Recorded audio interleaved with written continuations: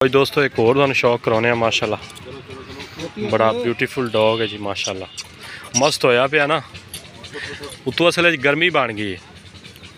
बड़ी लंबी चौड़ी हाइट का मालिक है जी बड़ा बेहतरीन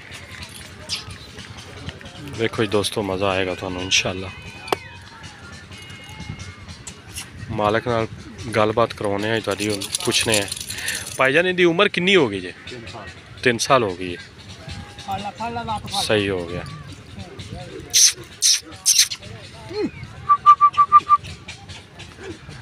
तीन साल उम्र हो गई दोस्तों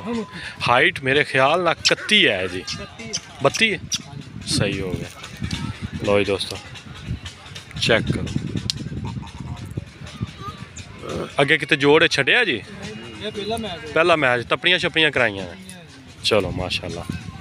लो जी दोस्तों पहला मैच है कुत्ता माशाल्लाह पूरा तैयार है जी तो घर की ब्लड लाइन या किसी दोस्त को गिफ्ट मिले सही है तो कितों आए हो भाईजान फैसलाबाद लो यार राणा नसीर साहब ने जरा मैच कराया भाई और फैसलाबाद आए ने नाम की जे भाई जी मेरा नाम शरोज वाला है राणा हमाद का डॉग है जी शरोज वाला साहब ने ते हमाद भाई का कुत्ता जे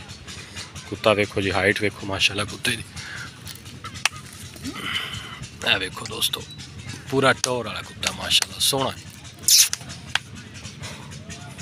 बिल्कुल यंग है अजय बिल्कुल जो ना सोहना कुत्ता है जी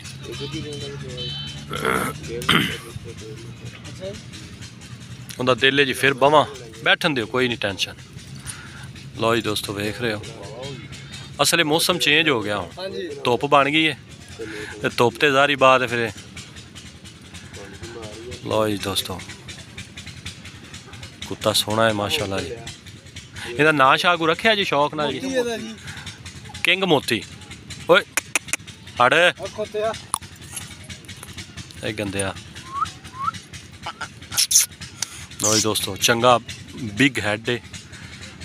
चंगा वड्डा सिर है माशाल्लाह मूँह शो बिग पॉली डूग है जी चेक करो कमाल का डॉग है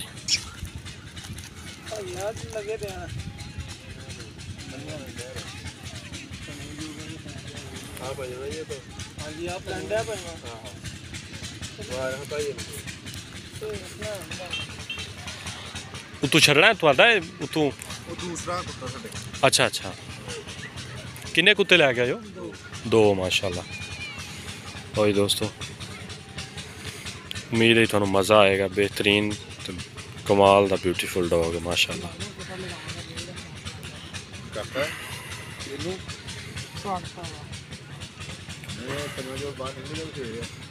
सोहना है एडे